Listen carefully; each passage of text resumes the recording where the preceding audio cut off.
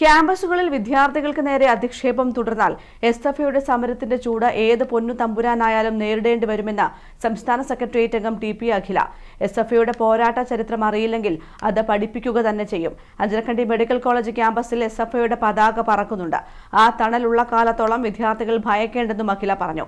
കണ്ണൂരിൽ എസ്എഫ്ഐ സംഘടിപ്പിച്ച ജാഗ്രതാ സദസ്സ് ഉദ്ഘാടനം ചെയ്യുകയായിരുന്നു അഖില. അധ്യാപകർ ക്യാമ്പസുകളിൽ ജാതിയുടെയും വർഗത്തിന്റെയും പേരിൽ വേർതിരിവുണ്ടാക്കിയാൽ അത് അംഗീകരിക്കാൻ എസ്എഫ്ഐക്ക് കഴിയില്ലെന്ന് സംസ്ഥാന സെക്രട്ടേറിയറ്റ് അംഗം ടി.പി. അഖില പറഞ്ഞു. എസ്എഫ്ഐയുടെ സമരങ്ങൾ ക്യാമ്പസിൽ നിരവധി ഉണ്ടായിട്ടുണ്ട്. എസ്എഫ്ഐയുടെ സമരചരിത്രം അറിയില്ലെങ്കിൽ അത് പഠിപ്പിക്കും. എല്ലാ കാലഘട്ടത്തിലും എസ്എഫ്ഐയുടെ ഒരുപാട് സമരങ്ങൾ, ഒരുപാട് ക്യാമ്പസുകൾ, ഒരുപാട് കൂട്ടങ്ങൾ ഇങ്ങനെ കണ്ടുപോയിട്ടുണ്ട്. ഇനിയും ഒരുപാട് സമരങ്ങൾ ഏറ്റെടുത്തു പോകുവാൻ വേണ്ടിയിട്ട് എസ്എഫ്ഐ ഇനിയും തയ്യാറാണ്.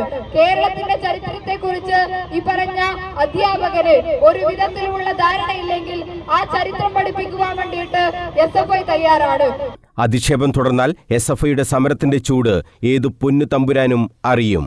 ജാതീയമായിട്ടുള്ള വർഗപരമായിട്ടുള്ള വിവേചനങ്ങൾ വിദ്യാർത്ഥികൾക്കിടയിലേക്ക് കെട്ടിപ്പടുക്കുവാൻ വേണ്ടിയിട്ട് ഏത് അധ്യാപകനായിക്കോട്ടെ, ഏത് കെട്ടിടമായിക്കോട്ടെ കടന്നു വന്നാൽ എസ്എഫ്ഐയുടെ സമരത്തിന്റെ ചൂട് ഈ നാടിനകത്തെ ഏത് മനുഷ്യനായാലും ഏത് പൊന്നു തമ്പുരാനായാലും അറിയുമെന്ന പ്രഖ്യാപനമാണ് എസ്എഫ്ഐ ഈ പരിപാടിയിലൂടെ പറഞ്ഞു പോകുന്നത്.